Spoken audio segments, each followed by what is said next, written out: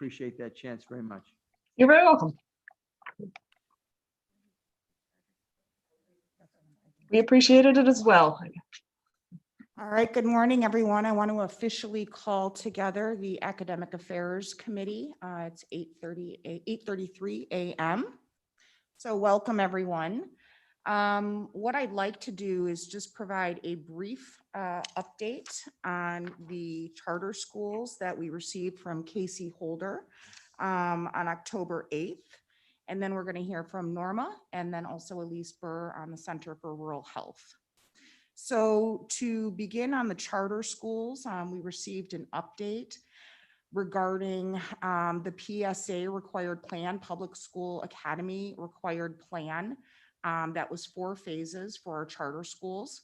It began with the continuity of learning, preparedness plan to start the school year, the workplace safety plan for staff reentry, and the extended continuity of learning plan on October 1st. Casey provided us an update that all of our schools were also in line with the required COVID procedures based on the local municipalities within those areas. And for the most part, we got a clean bill of health on all of those. There are 4 modes of instruction that are currently being offered. Again, it varies depending on the municipality and the phases that each of those districts are in. So there's either face-to-face going on, hybrid, online, and then finally your remote. And we've got 2 schools up for reauthorization this year that we'll hear about in later meetings. That's going to be Burton Glen and Walton. And that concluded the update from Casey on the charter schools. Any questions on the charter school update? No? Okay. I'm going to turn it over to Norma Froelich, who's going to give us an update for the Academic Senate. All right, thank you. As you all know, the Academic Senate makes recommendations to the Provost Vice President for Academic Affairs. We currently have 43 voting members, including faculty members from each academic school and department, 2 department heads, 5 deans, and 3 representatives from student government. Provost Schuling and the AAUP president also serve as non-voting ex officio members. We also have an executive committee and 11 standing committees. Throughout the academic year, the full Senate and its executive committee each meet bi-weekly in alternate weeks. The standing committees each set their own meeting schedules. Typically, recommendations that we make to the provost start as reports that have been reviewed, collated, and prepared by the standing committees. And then those reports are reviewed by the executive committee first, largely for completeness and relevance. And then each report is debated over the course of 2 readings at Senate before being voted on for Senate's approval. As of when I'd submitted an initial report in writing, October 5th, the executive committee had met 4 times and the full Senate 3 times. So at that point, most of our work had been preparatory. We only had voted on 2 proposals. First off, during the summer, the Executive Senate is empowered to act on Senate's behalf. And so in May, Executive Senate voted to support the Ad Hoc Calendar Committee's recommendation for the fall 2020 calendar. Therefore, in August, the full Senate needs to ratify those actions. And so 2 weeks after we had started the fall semester, we voted to ratify the action to change the fall semester. We then also voted to support the recommendation of the Ad Hoc Calendar Committee regarding the changes to the winter 2020 calendar. In addition to those actions, we had also looked at a proposal from ASNMU regarding election inspections. Traditionally, many of the poll workers in Marquette area have been retired people, but with the pandemic and the greater risk to the elderly, some individuals who have worked polls in the past aren't doing that this year. Students being at a lower risk could potentially fill that need. And so ASNMU had provided a proposal recommending a policy that would require faculty to excuse absences of students working as election inspectors and allow those students to make up any missed classwork outside of class time. We debated that. Many senators expressed support for the ASNMU's work to encourage civic engagement, and many of us even expressed an intention to excuse students from our own classes. But the general consensus was that because of the varied pedagogical methods of different faculty and the accreditation requirements of different classes, we should not be supporting a policy mandating excused absences for all instructors in all courses. Since my written report on October 5th, both the Executive Committee and full Senate have met one more time. So that a couple actions that were not in that written report. We approved a number of faculty for grad faculty status, so they're able to teach or supervise grad students. And we also reviewed appointments of new members to our standing committee. In addition to that, we also began what we expect to be a long, ongoing debate regarding the possible development of PhD level programs at NMU. Dean Lisa Eckert and several others presented a presentation about the benefits to the universities and concerns on the impact of resources, faculty workload, and academic culture. We're now just beginning to debate recommendations prepared over the last 2 months by NMU departments and standing committees. Next week, we'll start a review of 1 curriculum proposal and 3 academic admissions policies. And we anticipate a busy year with a lot of curricular change proposals coming up. We also expect that over the next few months, we may need to address additional policy changes that will arise from the pandemic and resulting changes in enrollment and instructional methods. Beyond that, Senate will continue to meet bi-weekly throughout the year, and we would invite anyone from the Board of Trustees, if you're interested and available during our Tuesday meetings, to please consider this an open invitation to attend as a guest. I welcome any comments and questions about the Senate and our work. Thank you, Norma. Any questions for Norma? Lisa, Trustee Fatante, Trustee Murray Brown? No. Just I do have a quick question, Norma, regarding, just so I understand the election topic that you talked about, and obviously it's, you know, encouraging civic engagement of all of our students is extremely important. Was this to allow the students to vote or allow the students to help participate in the coordination of election voting? And it would be to work, to be there as poll workers and election inspectors and spend the day there. Okay. Yeah. Can you briefly just give us a little bit of an understanding on the pedagogy piece that you had mentioned and the inability for us to be able to do that for the students? It's just that different classes, we have different structures set up. Some classes might have an exam, for example, on that day, and therefore allowing excused absence might upset the sort of structure that they have. Potentially some, I mean, the one example that had come up was the faculty of nursing. If there is some sort of critical component that's being taught on that given day that really requires in-class participation, it would not be, it would be sort of perhaps overstepping Senate and the provost bounds to insist that students be allowed an absence for that, from that kind of class. So we figured case by case basis by the faculty, teaching the particular course dependent on what it is they're teaching that day and how necessary it is to have in-class participation. Okay, so we will take it on a case by case basis if I Yes. understand that correctly. Okay. Yeah. Yeah. Provost Schuling did send out an email recommending to faculty that we consider excusing absences on a case by case basis. So we're encouraging it, but not mandating. Okay, great. Thank you so much, Norma. You're welcome. All right, I think next on our agenda, Elise is going to talk to us about her efforts on the Center for Rural Health. Good morning, Elise. Hello, thank you. And thank you for the opportunity to present this morning. I started in early July at Northern Michigan University, and it's been an interesting time to start a new position and connect both internally as well as externally. We've had a lot of work that we've been able to do in the last 3 months. Initially, it was nice to come on board and have a grant right away to pay attention to. The grant initiatives are not only to develop the Center for Rural Health, but also to work on a diabetes initiative throughout the region, working on education, treatment, and prevention. We also have an EMS component working with the emergency management system throughout the region. And that has proven to be quite challenging the more that we've been able to dive into what exists right now throughout our region. I won't read through every single bullet point on these slides, but there are a few that I think are worth talking about.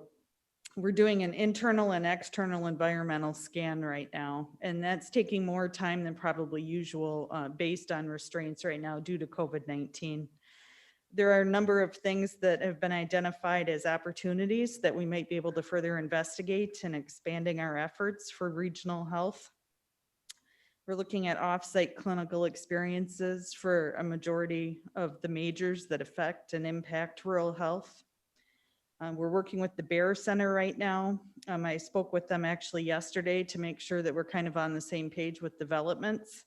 And we're looking at ways to involve other departments on the campus. Also looking at the graduate program that was previously developed for speech and pathology and whether or not there's an opportunity to expand that to audiology. Looking at ways to educate and work with people to support expanding internship opportunities. For example, as the payment system in the healthcare services moves to a quality-based and results of people's health, there is more than just nursing or physical therapy that can impact a person's health. There's also people in an IT department. When you're reporting data at a health center or at a hospital, the information you report is only as good as the information you're inputting into your system. And so looking at these other areas throughout campus and the other majors and minors that can ultimately impact healthcare is worth further investigating and highlighting as we move forward. Also looking at how we can use the educational access network right now to expand services. A more recent example on this right now is a community agency reached out to me within the last week and said we have received more than $50,000 from the state to improve telehealth services to our clients, and we're not sure what to do. What can we do? We need to get them internet access. We need to get them the tools to be able to provide this service. This is an opportunity where the educational access network may come into play. To be able to contract for those services and to be able to potentially purchase equipment because of the buying power that Northern has, that's going to help to facilitate more people actually receiving medical, dental, behavioral health type of care by telehealth. Looking at the diabetes component of our grant and the potential of creating a regional diabetes care network that would serve the region and become the resource for education and opportunities to have staff actually continue education credits and training and education. Also looking at different certification programs that we might be able to implement that will just help to assist and support healthcare services. I'd like to further investigate oral health care and the opportunities that may exist. In doing so, looking at other schools and universities throughout the nation and what they're doing, just to ensure that it's balanced fiscally as well as a service line to the region. The EMS component of our grant right now is working to provide a regional voice for our EMS people. Right now, it's very disconnected throughout our region. We have a lot of communities who are fending for themselves as far as recruitment and retention efforts. And we look to come together to provide a voice throughout the area to recruit all different ages of people and provide a source for that. But it's also taking a look at the systemic challenges that exist, knowing that some people are doing this on a volunteer basis. Some people are doing it on a paid basis. but it may or may not be worth that value financially for them, depending on the number of calls that they receive in a region. So what we thought would initially be helping with recruitment and retention, there's more underlying factors that have our attention right now. So we want to look at this as a whole and not just as a piece. Also taking a look at the healthcare system that's on campus and whether there's potential to actually provide integrated care services, which is the way that healthcare is going. My thought personally was, if I'm going to be working on this as a region, we need to work on it internally as well. Couple current accomplishments that we have right now. For celebrating National Rural Health Day in mid-November, we put together an essay competition for high school seniors who are looking at entering college or university next fall in a healthcare profession. I was able to raise just under $3,000 from local agencies and sponsorships to be able to provide the prizes to the students. We divided the Upper Peninsula into 3 regions, and as of yesterday, we received over 50 different essay applicants. So that's been a great first initiative. It's not only gotten the attention of the health departments, the hospitals helped us get out the word, but it also helped us with working with the high school students and starting to engage with that population. Our second accomplishment, and I'm not sure locally if you've seen the news, but we have been in the news the last 2 weeks. The first accomplishment was covered last week. The flu shot competition between the universities in our region was covered a couple nights ago on the news as well. And so these small wins are good things to be able to start getting the attention of the public. Northern Michigan University, Michigan Tech, Lake Superior State, and Finlandia were very excited to do something like this. They felt that this is really going to bring the region together and set an example for our communities. My thought is, if with these small initiatives as they work, there's the potential to expand these initiatives. And when we take a look at the wellness of what's on campus right now, who's to say we can't create a regional program and have all the universities implementing the same type of education and opportunities throughout the region to their students. So it's exciting to think about where this can lead. Accomplished a number of speaking engagements and have a few more that are actually on the agenda for the remainder of this semester. It's been nice because I've seen some familiar faces for having been in the region before, but also meeting new people and getting attention, having people actually understand what our intent is by developing this Center for Rural Health. So it's been very positive. Also, I only reflected some of the meetings that I'm attending right now, but just wanted to show that we are spending lots of time networking right now. There's just been an outcry of people ready to embrace this opportunity and to take a look at other options of what's available. For example, the Lions Club right now that I'm working with, there's over 50 clubs of Lions throughout the region in the Upper Peninsula right now. Their emphasis is working on childhood cancer and diabetes initiatives. And so instead of duplicating and replicating efforts for diabetes, we're joining together to work on that for this grant. And we're going to be sponsoring a link on a webpage that we've designed for the department that will allow the public to come in and actually take a test to indicate whether or not they may be pre-diabetic. As a result of taking that test, we then link them to the different diabetes educators within their community in hopes of them receiving care. So there's a lot of different opportunities. As they continue to move forward, I'm going to be looking at continuing to create the outreach platform for the department, website development, blogs, newsletters.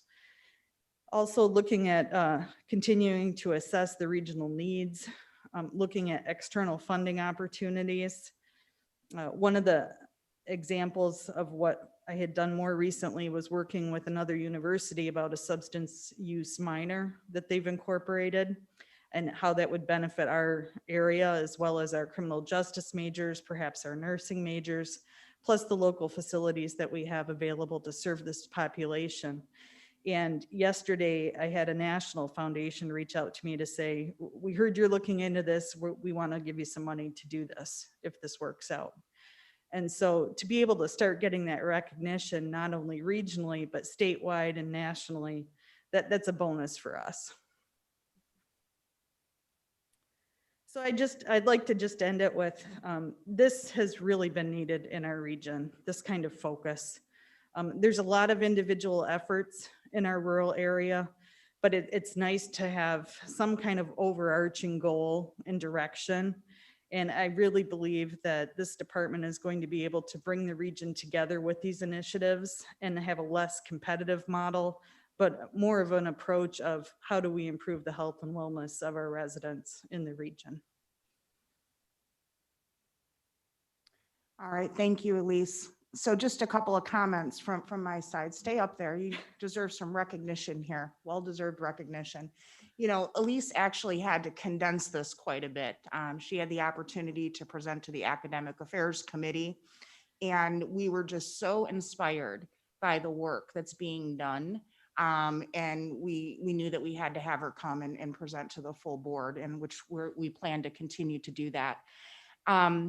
So my first question to Elise after seeing all of these things was, who's your team? Who's helping you? And she confirmed that she's a one-man band at this point, and I think it's absolutely spectacular, the work that's going on with the Center for Rural Health, and I just think that we're so grateful to have you on board spearheading this. You know, as I was listening to all of the things that you've got going on, I was just looking at our card here that's got our mission and vision statement. And I'm going to read this out loud because I think that the work that we're doing here and this initiative just really encompasses and epitomizes our vision statement. And that's Northern Michigan University promotes an active environment to foster strong minds and bodies, inspires innovation and inclusion through community engagement, and develops leaders capable of local and global impact. So I just want to put that out there because the work that's being done is fantastic. Thank you. Are there any questions from the committee members? Any other comments?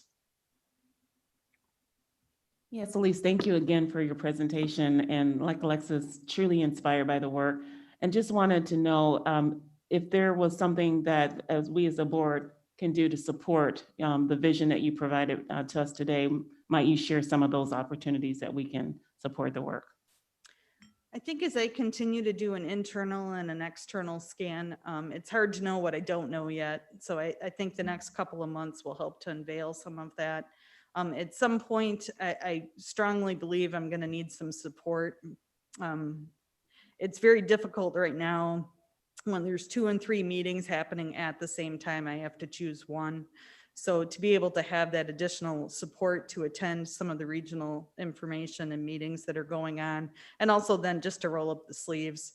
Right now I'm spending probably a third of my time in meetings, if not a half during some of the weeks. So it's getting that working time back plus having that representation. Thank you. Any other questions or comments? Finally, I just also, Elise, want to extend the deepest condolences of the Board of Trustees on the loss of your mother. I know it's a very difficult time for you, and we really appreciate you taking the time out to be here today. Thank you. Thank you. Okay, I think that concludes the Academic Affairs Committee. Any other comments from the committee? Okay. It is 8:57 a.m. and we will officially adjourn the Academic Affairs Committee. Bang, bang. And the next meeting will be at 9 o'clock, which is the Extended Learning and Community Engagement Committee.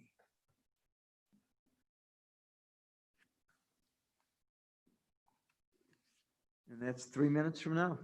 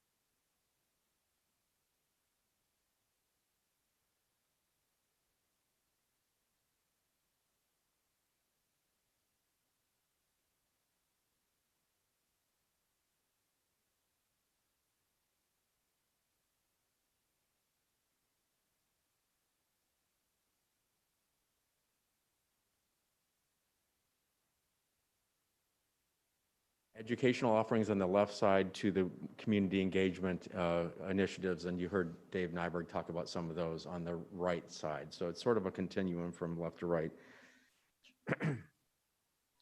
Today, our discussions are going to involve the global campus, which is in that leftmost box under extended learning, and it involves engaging and providing educational opportunities, credit opportunities for students who couldn't otherwise come to campus. So that's what I wanted to kind of start with as far as the content with this slide, and you will recognize that infographic because you've seen it a lot. Most recently is yesterday. And the reason that we show this a lot is to remind ourselves that the global campus is not about a format, right? It's about the type of students that we serve. And we serve non-traditional students, and that could be pre-traditional students, students in high school, or it could be post-traditional students, students who for some reason couldn't finish or maybe even start college education when they were 18 to 22 years old, and so they have to re-engage engage in a different way. Oftentimes that's through distance learning. So if you recall, when we established the global campus in 2016, we struggled. Gavin and I met quite a bit to figure out how we going to determine who's a global campus student and who isn't. And we all know a distance student when we see them. They're usually adults, many of them working. And we tried to find some criteria for how do we separate on-campus students from online or distance students. And we decided the best way to do it is to set up the two campuses so that a student would naturally choose the campus that best fits their life stage and lifestyle, right? So we set it up that students would self-select either into the global campus, which, as you know, is a virtual campus set up to meet the needs of non-traditional students, whether that's educational offerings and the formats that are involved in those, or whether it's student services, whether it's marketing. Everything in serving these, especially post-traditional students, is different than what we do for on-campus students. Even if you think about yesterday in terms of the recruitment cycle, I mean, for on-campus students, we recruit them in the fall before we hope that they'll come here. And for many global campus students, they're stealth and we don't even realize they're there. We're recruiting them up until the time and a week after school actually begins. So everything is different about these two campuses. We set it up so that students would choose. And if you were a distance adult, you would be naturally motivated not to declare yourself an on-campus student because you'd be paying for the PEEF access, and you'd be paying for athletic events that you would never attend. And conversely, we tried to set it up so that the rights and responsibilities of being a global campus student, you wouldn't be motivated as an on-campus 18-year-old living in the residence halls to declare yourself a completely online global campus student, simply because the rights and responsibilities wouldn't fit with what you were trying to accomplish and your lifestyle. So I think it's worked out pretty well. I think we've set up the rules with each of our campuses so that we don't get a lot of people kind of misclassified. There's a few bumps in the road, and Trustee Savoy has a personal experience with one of those, with a daughter who's a current student of ours. And for the most part, I think it's working quite well, and students are declaring the campuses in which they belong. But I wanted to remind us sort of the history of how the global campus was started, the philosophy of why we started it, and the fact that it's really about the students that we serve, non-traditional students, and not about the format. It just happens to be that online students, global campus students, again, many of whom are working adults, prefer online education, right? And it just fits better. And we have another trustee, I think, that can attest to that as well.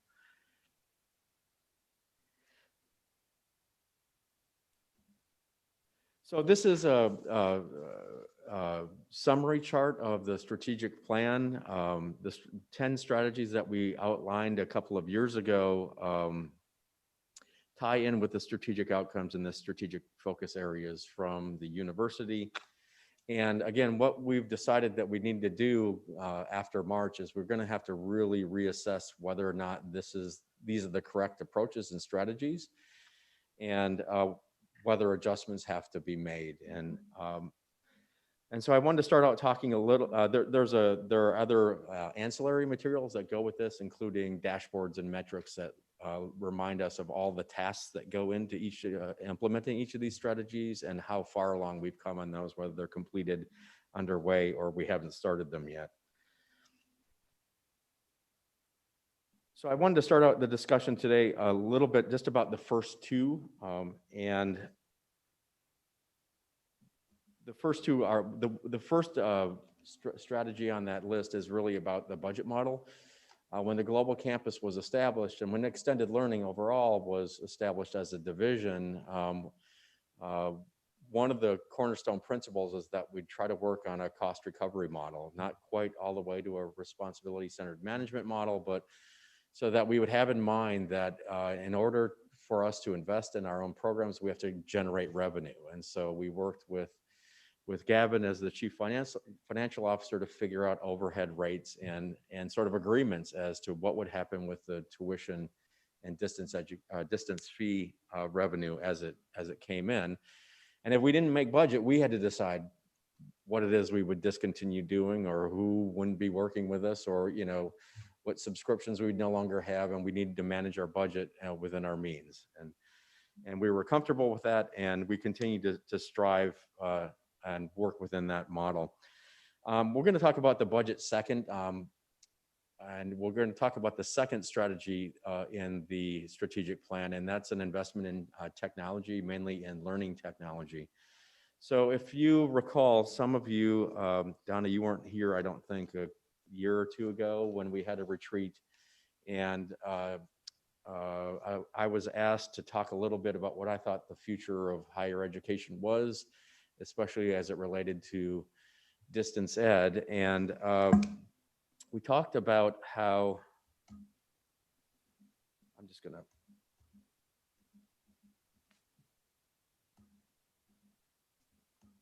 see if I get all these bullet points to come up. So we talked about how there are two things that we think that are gonna happen with regard to distance education, online education in the future, and probably all of higher education, and that is there'll be changes in the structure of the curriculum, the educational units, if you will, and that the packages are going to get smaller. Instead of people biting off an entire bachelor's degree or even an associate degree, people are going to probably be interested in certificates or something even smaller, and biting off smaller chunks at a time, and maybe working in between, right? So a student might come to the university and get a certificate in cybersecurity and go out and work, and then come back and maybe get a associate degree or a bachelor's degree or a non-credit credential. And they might be in and out of higher education for a lifetime, but the packages are becoming smaller, and I think we're going to be asked to make them stackable, so that what you do in your first little chunk, you can just add on top of that until you have the credential that you're after. So the packages are going to be looking differently, and the way that they're delivered is also going to be changing, and already has. We've had online for 20 plus years, but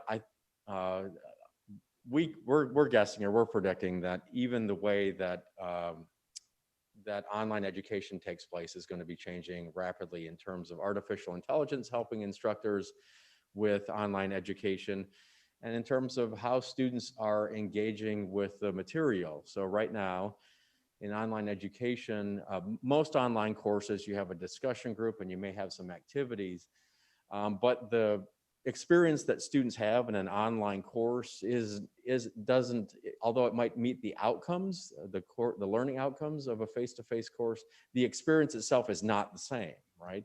And so where we see this going is technology helping us be able to deliver students who are studying at a distance the same experience or a similar experience that they would have as they come to campus, not just achieving the same learning outcomes. And so as a result of these two things, we invested in a number of initiatives. One was a badging system, a micro-credential system, in which we are issuing through our Cybersecurity Institute to start out badges for particular skills or competencies that students have. And so students can come and sort of accumulate badges that demonstrate what they know and stack up those badges until maybe they have not only a non-credit competency, maybe we can articulate what they've learned through a non-credit experience into some credit credential. And so, and then as we think about new academic programs, we're also thinking about how can we make them stackable so that someone can bite off a small piece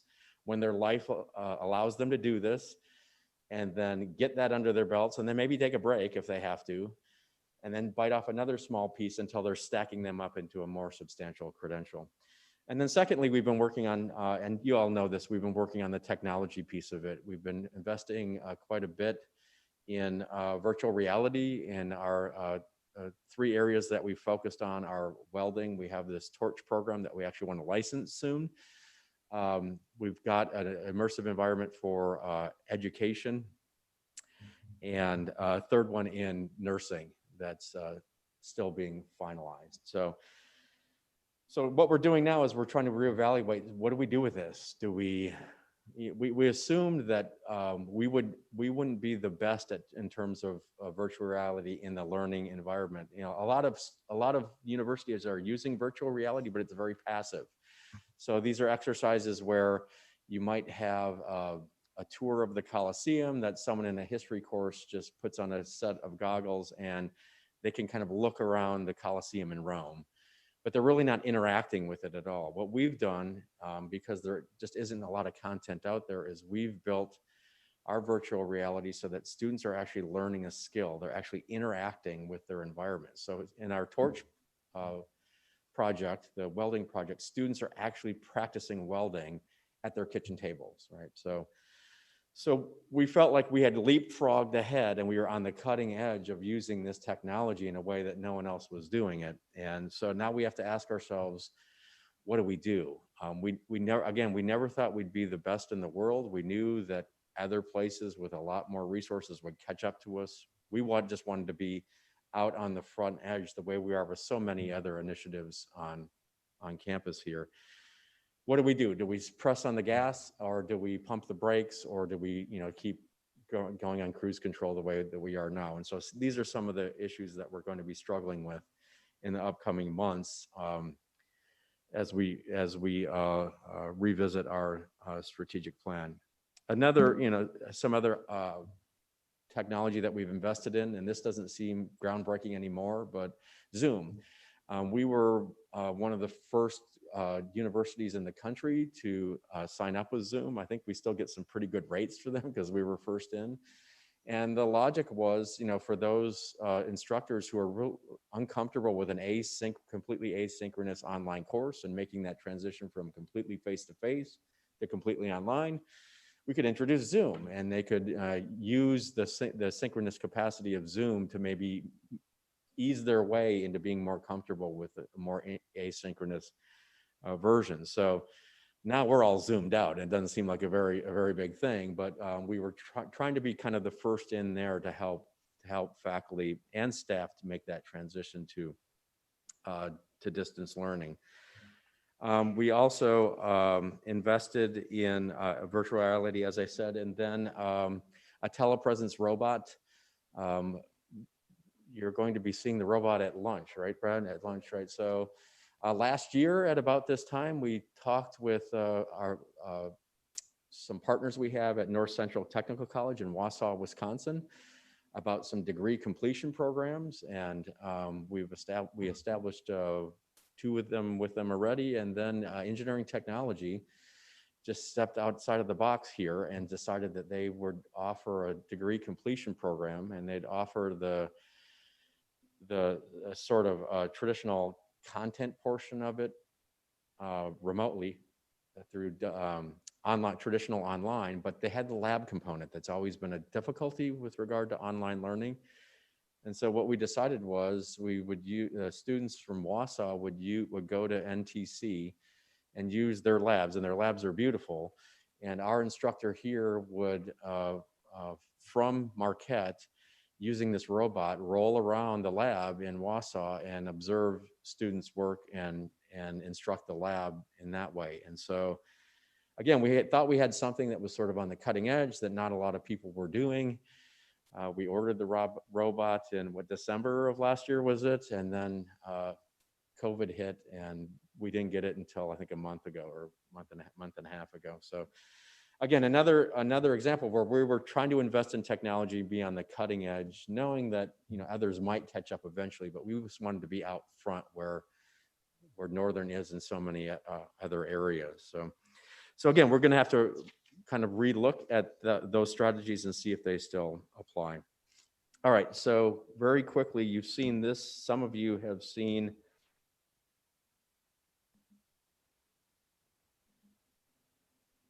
this before as well. So with regard to revenue streams into extended learning and the global campus, the way that we've set this up and the budget model, at least in theory, and I told people when we set this up originally that it's not going to work out penny for penny, but we have two main revenue streams into the endeavor. One is the tuition that comes from global campus students. Now, this is tuition generated only in online courses, only from global campus students. It doesn't involve face-to-face or on-campus students who might be taking online courses. And so for any one course, the tuition money comes in from global campus students. There's an overhead contribution to the general fund. And then out of the budget model that we've arranged with each individual department that participates in it, who has online programs, the cost of instructions taken out and any marketing that's been done specific to that program is taken out of the budget model. And then you end up with this, sort of the last bar of that funnel, the lightest green, the net revenue, after all the expenses are paid for instruction and for marketing for any one particular course in an online program. And then after that, we share the net revenue with three major sources. The deans argue that it's not very major at all, but the dean gets a small portion of the net revenue, 5%. The departments get 45%, and extended learning gets 50%. And so the agreement with the departments is that they're expected to reinvest their portion of the net revenue into initiatives related to the online program, right? However, we don't keep track of that. We don't insist or make sure that every penny that they get with regard to the net revenue is spent on something directly related to that online program. We let the department heads manage their departments. And then the global campus portion, you can see that there's a 5%, 45, and 55, and then the red numbers under, that's the risk. And so we decided that we wanted departments to have risk. We didn't want a department that has a fledgling program on campus to say, well, let's see if this thing will work online. Because then we're all probably going to fail if we're just putting things online because it's a last ditch effort. We have to be a little bit more strategic. So we decided that there'd be risk for each of those areas. The risk is much, much higher for the global campus. And to tell you the truth, the first 2 years of any program that either converted to online or was started out online since its inception, we've taken all the risk in the global campus. We haven't asked departments to, if there have been any deficits, to pay anything.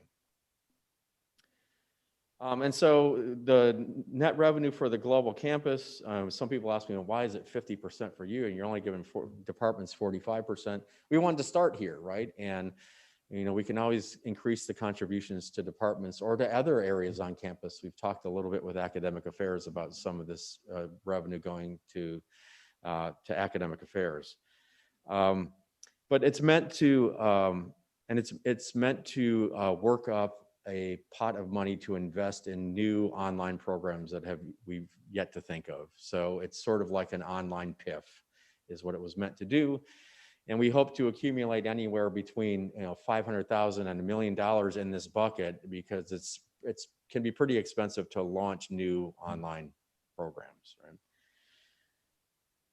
So separate from this is the distance ed fee. The distance ed fee was meant to support the online infrastructure for the university or for the global campus.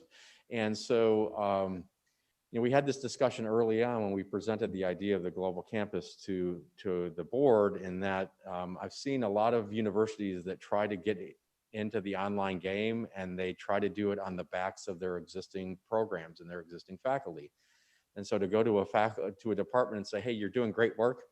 I bet you students online at a distance would like that too. Do that online, but by the way, you don't get any more money. I mean, it just doesn't work. And so we decided early on that we needed to focus on a budget model that was cost recovery like, that provided a revenue stream for departments to be able to do this work. Because as we've all witnessed since March, it is a lot of work to convert existing courses and programs to online. And the provost has said this a number of times, it's almost like a brand new prep. And so our faculty right now are just doing unbelievable work, and did in the spring as well. So that's what that bucket is for. And we're at the point now where we are ready to invest in new programs. And we've got a couple in the pipeline that you'll be hearing about in the upcoming weeks. You already have. I think I told you about this online plant wellness program that we're working on. It's more about the retail operations related to not only cannabis, but to plant wellness overall. Okay, and then the last slide is just sort of some of the numbers with regard to the contributions that the global campus and the kinds of revenue that the global campus has generated over the years. You can see fiscal year 20, things like the distance ed fee are taking a dip. The distance ed fee was suspended for the summer, the fall, and I think we'll most likely suspend that in the winter as well. But we'll have to have discussions about, what happens after that. So the global campus, I think, is making a pretty significant contribution financially to the university. The left chart talks about the overall contributions, and then the right chart talks about the revenue that's generated that's used within the global campus itself. And it is 9:25. Brad, did I miss anything?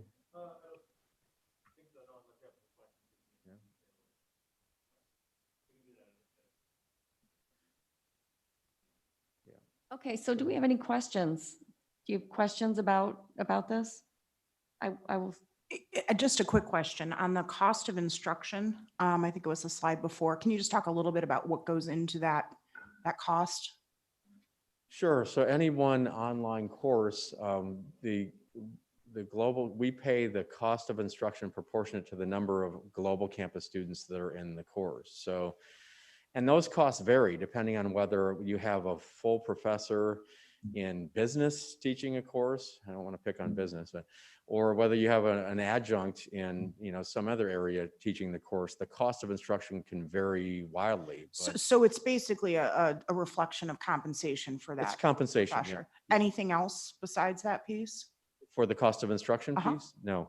But in that line, we didn't include in the cost of instruction line on the funnel is the marketing that's in the model too. So Okay. we started out not doing a lot of program level marketing. And so that's why we just considered it cost of instruction. But now we're doing a little more marketing specific to individual programs. And so that goes into the budget model so that the department is sharing out of what they would have gotten in net revenue as well as the global campus.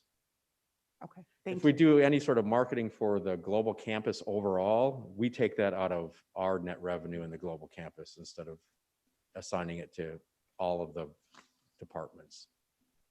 so yesterday when we were talking about enrollment and talking about those types of things, there was a lot of discussion about the coordination that Brad has with the other folks who are doing the enrollment work. I'm assuming too that there's a lot of coordination then between the credit and non-credit, specifically with the cyber, like you were talking about cyber before.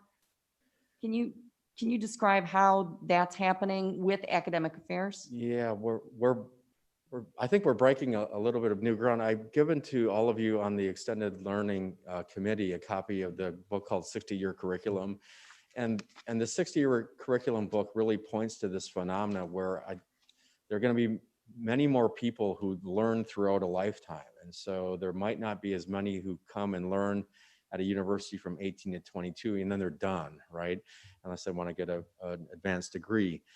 And you're going to see people coming in and out of higher ed through a lifetime, real lifelong learning, and their experiences in higher ed are going to include credit and non-credit. And so, what we've done as starting down in the TOS College is Stephanie Zadroga-Langlois, who's in charge of continuing education workforce development, is now going to be working much closer with the academic side down there. But the Cybersecurity Institute is a perfect example of where we have this institute really offers non-credit cybersecurity offerings for folks in high school or career changers. And we're working with Carol and the College of Business and Jim Marquardt, and our primary cybersecurity professor, to make sure that we set up the system so that if someone has a non-credit cybersecurity experience and they decide they want a credit credential, they can parlay that into some sort of credit. So they don't have to start over and basically learn things that they already know. So there's going to be a much, much closer relationship, I think, between the credit and non-credit side. And we're trying to prepare for that. So that discussion, Brad, that you had yesterday about the fact that you've got individualized discussions with the students, that's again what we're talking about with this, is that right?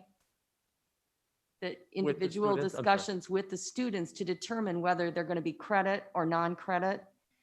That, Correct. We make sure we have it, we put them in the right bucket. And Steve alluded to that earlier, how a student self-identifies. So during the application process, we have certain checks where they check boxes on what their intentions are. And it places them either in the traditional on-campus, global campus. And then if they're looking for more non-credit, there are warnings saying you're not in the right spot, go over here. And then we do have checks and balances within the application system to make sure we're following up with those students who might have accidentally ended up in the wrong space. Yeah. At the graduate level too. Correct. Right. And I think at a future meeting, maybe we can demonstrate the badging system that we have. There's a lot of hierarchies there, and Steve talked about the stacking of non-credit and credit. We can go over some of those, the structures and the way we're introducing the badging to non-credit and the way we're going to introduce it into credit, for credit, and how those stack and how those transition from non-credit to credit. That'd be a good. thank you. Any other questions? Okay, hearing no other questions, I will call the meeting of the Extended Learning and Community Engagement Committee to a